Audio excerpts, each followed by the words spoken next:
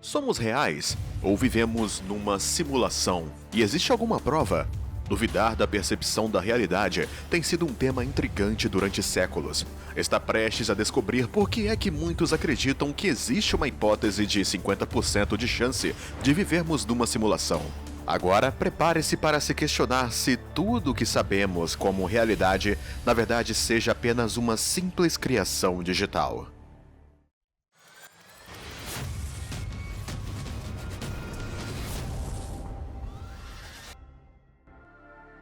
Para aqueles que não sabem o que é a teoria da simulação, é o conceito de que somos todos seres virtuais que vivem em algum tipo de simulação por computador. Muito parecido com os filmes do Matrix, e não é surpresa que o assunto esteja sempre surgindo, considerando o desenvolvimento e a velocidade da tecnologia avançada. Pode estar se perguntando de onde surgiu essa hipótese, e talvez não é o que se pensa. De fato, precisamos recuar tanto como a China antiga, quando o filósofo taoísta Zhuangzhou teve um sonho e escreveu que era uma borboleta sem qualquer recordação da sua forma humana. No sonho, ele estava explorando o mundo, flutuando pelo ar sem qualquer cuidado. De repente, Zhou desperta e se belisca para ver se estava sonhando, e percebe que é afinal humano. Ou será que é? Será que ele era uma borboleta sonhando em ser humano? O importante aqui é que Zhuangzhou escreveu que acreditava que sua experiência era uma transformação da consciência. Uma existe na realidade e a outra é uma ilusão, levando-nos a pensar qual delas é qual. Rápido para a era moderna, um filósofo sueco de nome Nick Bostrom fez várias propostas baseadas inteiramente em torno da civilização pós-humana. Ele publicou um artigo intitulado "Estás vivendo numa simulação de computador?", que colocou a seguinte questão: se houvesse uma hipótese substancial de que a nossa civilização alguma vez chegasse à fase pós-humana e fizesse muitas simulações de antepassados, então como é que não estaríamos vivendo em uma simulação? Desde que Bostrom publicou seu trabalho, tem havido intensa especulação pública e debate sobre a natureza da realidade. Em 2016, Elon Musk estava em palco na conferência de código do Recode, quando The Verge, cofundador Josh Topolsky, estava prestes a perguntar se pensava que a nossa existência tinha sido simulada. Logo em seguida, Musk começou a explicar e mostrar um exemplo de que passamos do primeiro jogo de videogame, o Pong, para jogos online multijogadores em massa, que tem gráficos fotorrealista com milhões de jogadores simultâneos, e agora vamos para um novo gênero de jogos de realidade virtual aumentada, que ele acredita que se tornará tão realista que será difícil dizer se é real ou não é.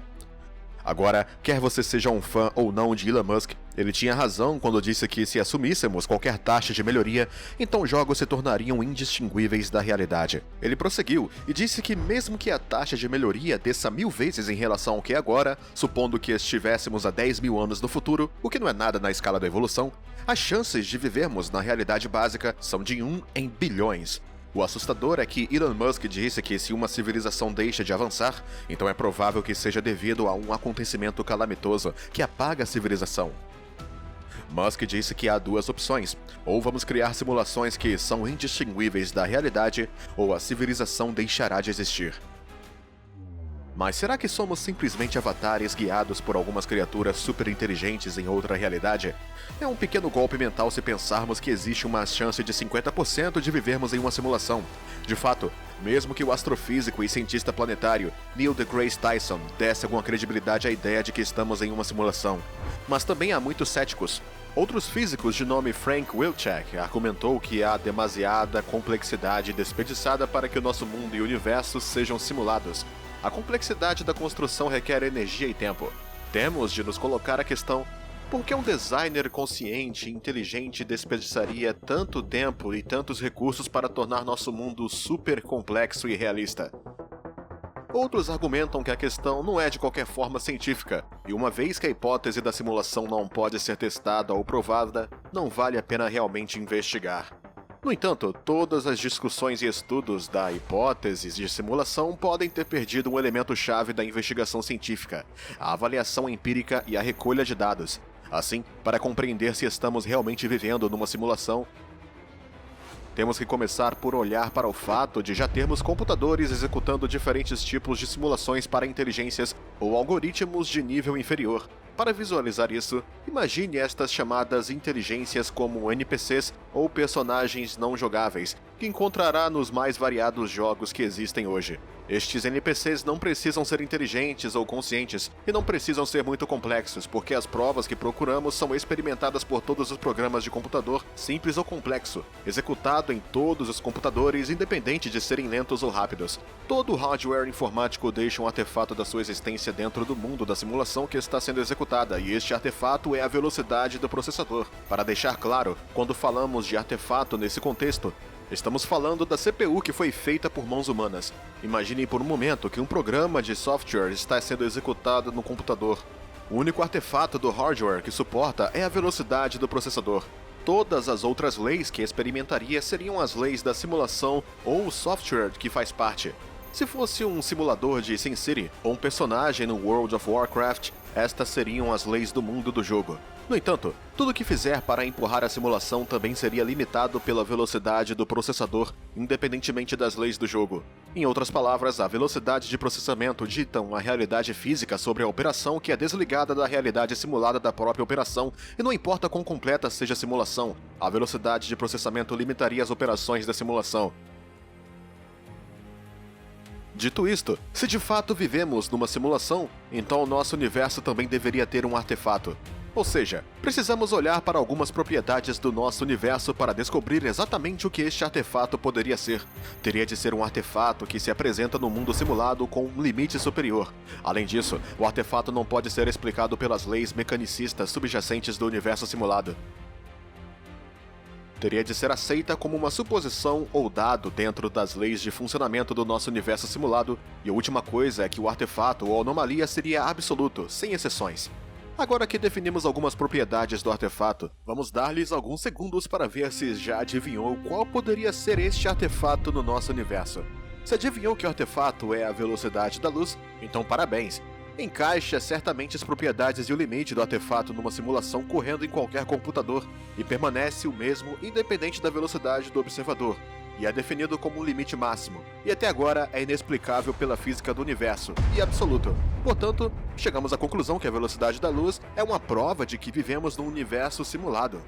Isso suscita uma observação interessante sobre a natureza do espaço no nosso universo. Se estamos vivendo em uma simulação, então o espaço é uma propriedade abstrata escrita em código, ou seja, não é real. Considerando o nosso limite de velocidade universal, é provavelmente por isso que não somos capazes de nos mover de galáxia para galáxia, porque também não podem ser reais e não temos como alcançá-las, nunca. Mas isso não é a única coisa que prova que podemos estar vivendo numa simulação. A pista mais provável pode estar escondida até mesmo em frente a nossos olhos, ou melhor, atrás deles. Para explicar isso, imagine um personagem do World of Warcraft. O algoritmo que representa o personagem e o algoritmo que representa o ambiente do jogo, no qual o NPC opera, está entrelaçado em muitos níveis. No entanto, se assumirmos que o personagem e o ambiente, ou o mundo do jogo, são separados, o NPC não precisa de uma projeção visual do seu ponto de vista para interagir com o ambiente.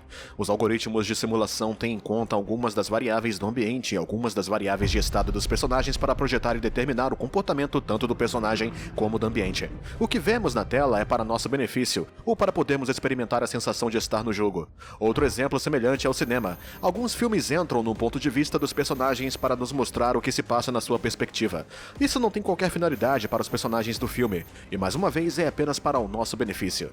Mas isto nos leva a algo que precisa ser considerado, que é a consciência. Por que precisamos dela e para que serve? Se admitirmos que estamos vivendo numa simulação, o propósito é fácil de definir. A consciência pode ser descrita como uma interface integrada entre o eu e o resto do universo. Portanto, a única explicação razoável para sua existência é que ela existe simplesmente para ser uma experiência. E pense nisso por um momento. Não há nada na filosofia ou ciência, teorias ou leis que possa prever a emergência desta experiência que chamamos de consciência.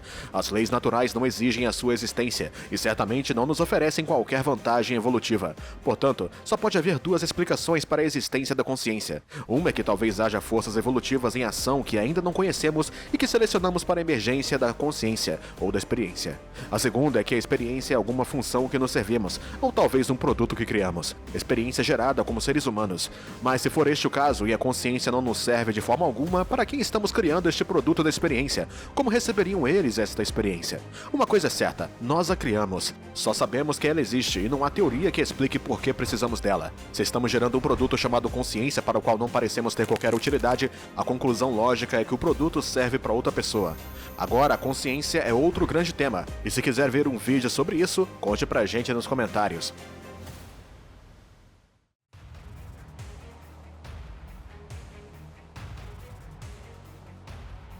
Pense em quando estiver jogando um jogo. Num jogo de roleplay, as experiências dos personagens são diferentes da experiência do jogador. Os jogadores sentem algumas das alegrias ou desilusões que são concebidas para o personagem sentir, e o personagem experimenta as consequências do comportamento do jogador.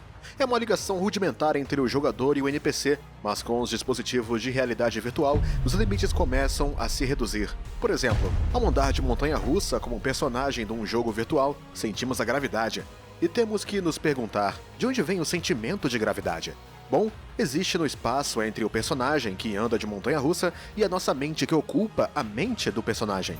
Nós próprios poderíamos estar a experimentar uma pequena parte da experiência, enquanto uma versão mais rica em informação da experiência está sendo projetada para outra mente, para cujo benefício a experiência da consciência tenha surgido pela primeira vez.